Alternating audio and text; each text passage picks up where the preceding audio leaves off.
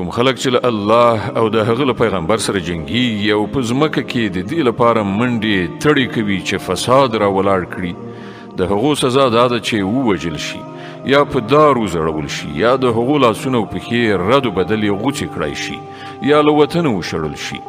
دا ذلت او سپکاوی خو د هغو لپاره په دنیا کې دی او په آخرت کې د هغو لپاره له دې نه لویه سزا ده خو کوم خلک چې توبه وباسي مخکې له دې نه چې تاسې پرې تسلط ومومئ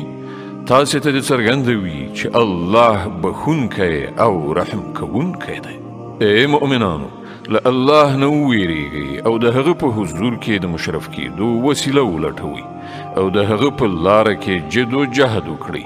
ښایي چې تاسې ته بریالیتوب در په برخه شي ښه وپوهیږئ چې کوم کسانو چې د کفر رویه غوره کړې ده که د هغو په لاس کې د ټولې ځمکې شتمنۍ وي او همدومره نوره هم ورسره او هغوی وغواړي چې هغه په فدیه کې ورکړي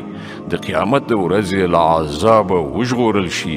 بیا به هم هغه ورڅخه قبوله نه کړی شي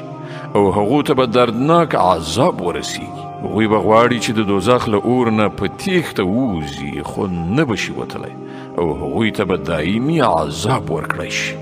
او غل که ښځه وي که نارینه د دواړو لاسونه پرې کړئ دا د هغو د خپلې ګټې بدله ده او د الله له لوري د عبرت وړ سزا د الله قدرت پر ټولو غالب دی او هغه د پوهې او حکمت څښتن دی نو څوک چې له ظلم کولو نه وروسته توبه وباسي او ځان اصلاح کړي نو د الله د پیرزوینې نظر به بیا د هغه خواته واوړي الله ډیر بخښونکی او رحم کوونکی دی